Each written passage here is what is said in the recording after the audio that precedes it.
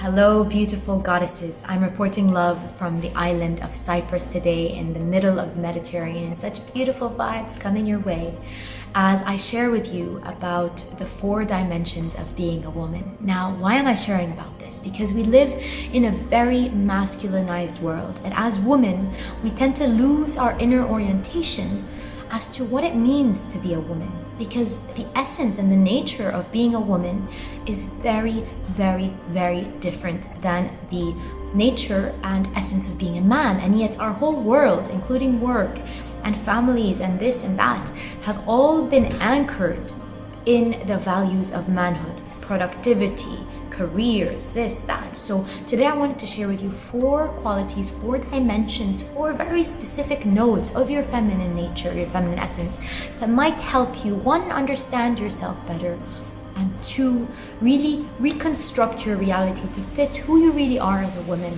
and the beautiful gift of your womanhood. Without further ado, I'm going to share the first aspect, the first node of being a woman, which is being in the body. Woman is very intrinsically, very naturally, very closely connected to her body, to matter, to being in this delicious, juicy, curvy body. And that's why one of the most important aspects and most important needs of being a woman is the need of touch. This is a very human need as well, but as a woman specifically, if a man wants your attention, if any kind of thing is happening in your life where you need to really reconnect with yourself and just ground again and relax your nervous system, just the right person touching you in the right place at the right time can do wonders. And that's why we live in such a touch missing world, that sometimes you feel something is missing, you don't know what it is, and you end up projecting it all on having a lover or having a boyfriend or having a husband, thinking that's the thing that will fulfill this deep need you have, when really you can start by just touching yourself. And that's why when a baby is born, she is born and they place her on the mom's body, because this need for touch is so human, and specifically as women, because we are so connected to our bodies, because we come back in our feminine essence the moment we reconnect with our bodies, then this need for touch is so central. And here's the thing, when you satisfy your needs, you can become more of who you are. You can really flourish into deeper alignment and integrity with your soul essence, with your beauty, with your gifts. And so really important to respect your being in the body and respect your need for touch. That's dimension 1, the physical, right? Dimension 2 is your very deeply emotional nature. Now, this is not a burden that we carry. This is a beautiful gift that we have from the divine, from the universe, because our heart, our feeling, our connection to all things, and our relationship and response to things through emotion is one of our deepest gifts. As a woman, I want to invite you to start respecting, cultivating, honoring, and cherishing your emotional nature, because this is how the divine and source and your connection to divinity speaks through your life. So you are always guided through your emotions, through your heart, to know where to go and where not to go, who to say yes to and who to say no to. And sometimes your mind is giving yeses, oh, this is the perfect opportunity, but your emotions are contracted, they're closing. That's usually a sign that this is probably not the place for you to be. So how can you listen more to this inner guidance through your emotions and really start to celebrate the emotions when they come, including the ones you're not comfortable with, like sadness or grief or even anger, because they are all valid and they're all your internal compass. So starting today, I want to welcome you to this challenge to really start to honor and respect your emotions, because they are a part of who you are as a woman. And the moment you start honoring them as a gift, that's the moment everything will change, because the moment you are grateful and in alignment with a gift, the more it can offer of itself to you. Me personally, I really tune in and feel my emotions are a core part of how I make choices, how I relate to people, who I choose to become friends with and who I do not choose to become friends with, what paths I choose to take and what paths I don't choose to take. And they have led me to very beautiful and expansive places. So I really recommend you start honoring your emotions as a woman, because they are a part of who you are. Now, number 3, the third element, the third quality, the third dimension, the mental dimension. As women, we do not operate like men. Men operate from single focused approach. That's why they can focus on a career and just go so deeply into it. Versus us, we like to do a lot of things at a lot of different times, and it might be a season for painting, it might be a season for coaching, and it might be a season 444.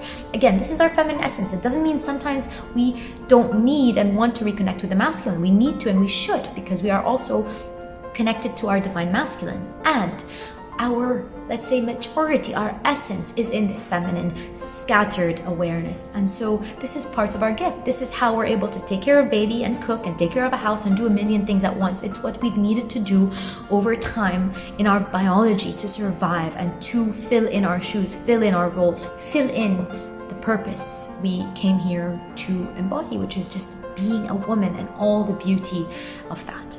Now, this scattered awareness can be judged sometimes, like the way women go shopping is very different from the way men go shopping.